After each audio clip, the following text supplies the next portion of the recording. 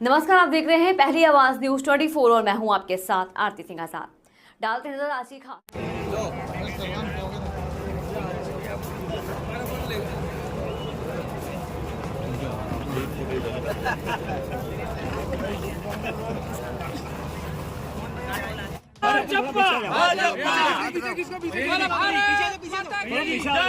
भारत माता की जय। भारतीय जनता पार्टी जिंदाबाद जिंदाबाद। मोदी है तो मुमकिन है, मोदी है तो मुमकिन है। भारतीय जनता पार्टी जिंदाबाद जिंदाबाद।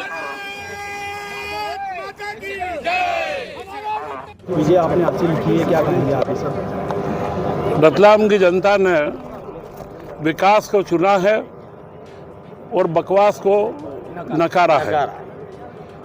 पूरे प्रदेश में ही नहीं, हम देख रहे हैं कि जिस तरीके से मोदी जी के नेतृत्व में रतलाम नगर के साथ में हम पूरे जिलों को हम जीते हैं और आज मध्य प्रदेश, राजस्थान और छत्तीसगढ़ तीनों प्रांत में हम पूर्ण बहुमत के साथ में आ रहे हैं और मध्य प्रदेश में तो हम एक इतिहास रचने जा रहे हैं और हमारे प्रदेश के मुखिया शिवराज सिंह जी के नेतृत्व में और जिस तरीके की कल्याणकारी योजनाओं के ओर से उनकी संवेदनशीलता ने जो मध्य प्रदेश के अंदर जीत का परचम लहराया है, मैं निश्चित मानता हूं कि भारतीय जनता पार्टी की नीति रीतियों का परिणाम है और नए भारत का निर्माण की एक जो लोगों के मन में मंशा थी, हमारे देश के प्रधानमंत्री नरेंद्र मोदी के नेतृत्व में उन्होंने कांग्रेस को पूरा नकारा है और मोदी के नेतृत्व को सम्मान दिया है। और मैं ऐसा मानता हूं कि जो हमने रतलाम में नारा दिया था, नया भारत और नया रतलाम, निश्चित तौर पर हम नया रतलाम बनाएंगे।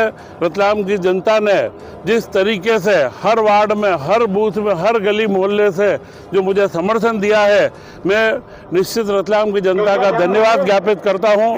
और उन्होंने जो दायित्व दिया है और जो एक नारा चला था कि भैया जी है तो भरोसा है, निश्चित मैं उनके भरोसे पर खरा उतरने का पूरा प्रयास करूंगा और रतलाम को हम मालवा निमाड़ ही नहीं, पूरे देश का एक सबसे बड़ा औद्योगिक व व्यापारिक केंद्र बनाएंगे। प्रदेश में बड़ा आंकड़ा क्या लाडली बहना के मामले में कहेंगे आप इसमें?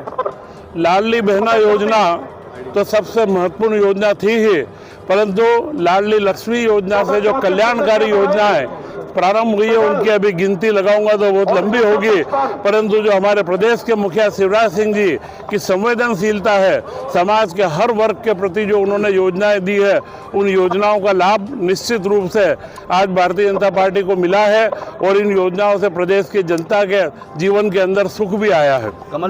मोदी जी के चेहरे पर प्रदेश के अंदर चुनाव लड़ा है, इस बार मुख्यमंत्री कौन होगा?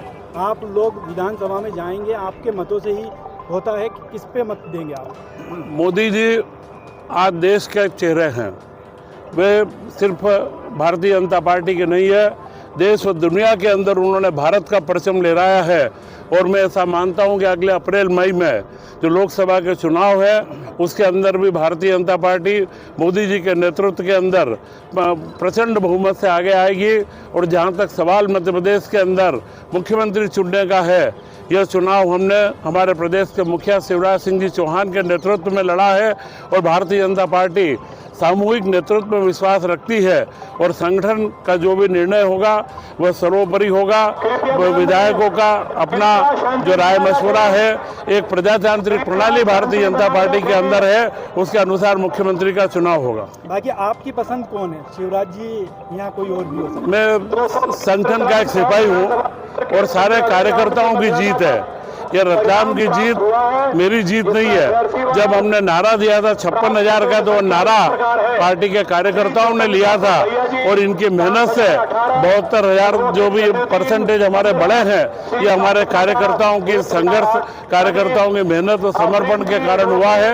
और भारतीय जनता पार्टी में कार्यकर्ता अपना मत जहां आवश्यक होता है वहां रखता है, परंतु मुझे लगता है कि प्रदेश को श्रेष्ठ नेतृत्व मिलेगा। कमलनाथ ने यह कहा है कि मैं जो है टेलीविजन विश्वास नहीं करता हूँ, विजन पे विश्वास करता हूँ।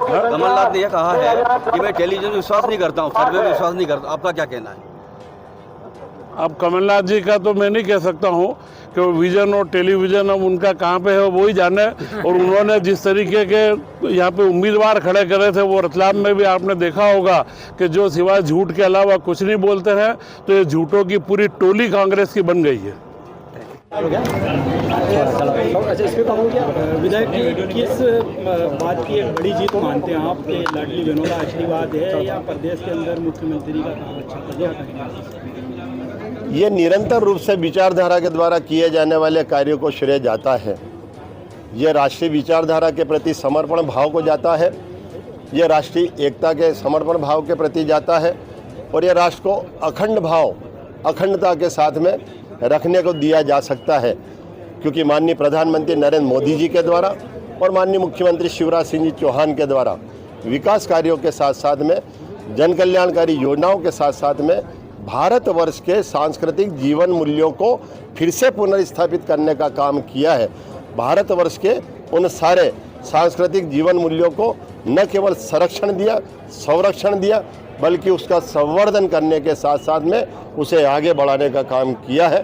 तो मैं उन सारी बातों को निश्चित रूप से श्रेय देना चाहूँगा। पांडे जी, आपकी पूर्ण बहुमत से सरकार बनी है भारतीय जनता पार्टी की, आप 4 बार के विधायक बनने वाले हैं।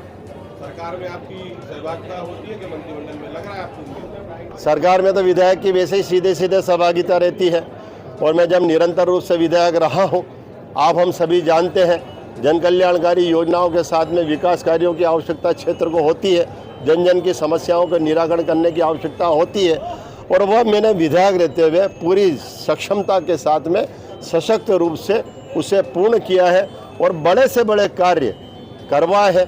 मैं धन्यवाद देता हूं मुख्यमंत्री जी को, मैं धन्यवाद देता हूं माननीय प्रधानमंत्री जी को, जिनके कारण विधायक को कभी ये महसूस नहीं होता कि वो सिर्फ विधायक है, वो एक सहभागी होकर के, साथी होकर के सरकार का एक महत्वपूर्ण अंग होकर के काम करता है और मैंने उसी ढंग से कार्य को किया है। सर्वाधिक मतों से आप जीते हैं, इसका सबसे महत्वपूर्ण कारण क्या है? पुनः उसी बात को मैं दोहराना चाहूँगा, ये जन विश्वास है। निरंतर रूप से उन्होंने न केवल हमारे काम की लगन को देखा है, हमारे काम की निष्ठा को देखा है, हमारे लगातार काम करने के परिश्रम को देखा है और माननीय प्रधानमंत्री नरेंद्र मोदी जी और माननीय मुख्यमंत्री शिवराज सिंह जी चौहान के द्वारा जो विकास कार्य और जन कल्याणकारी योजनाएं आज विकास कार्य दिखाई दे रहे हैं। तो जन कल्याणकारी योजनाएं आम आदमी के घर घर तक पहुंच रही है, बगैर भेदभाव किए, बिना पक्षपात किए। भारतीय जनता पार्टी ही एक ऐसा राजनीतिक दल है जो समस्त वर्गों को, समस्त समाजों को, समस्त वर्ग का साथ लेकर सबका साथ, सबका विकास, सबका विश्वास और सबके प्रयास के उस संकल्प को पूर्ण करती है। बड़ी बहुमत का मामला है। अब बात है मुख्यमंत्री के चेहरे की, क्योंकि पहले चेहरा डिक्लेयर नहीं किया गया था। अब आप किसको मत देते हैं आपका? देखिए, ये तो सीधे सीधे वरिष्ठ जनों के आदेश पर और वरिष्ठ जनों के निर्णय पर जाता है।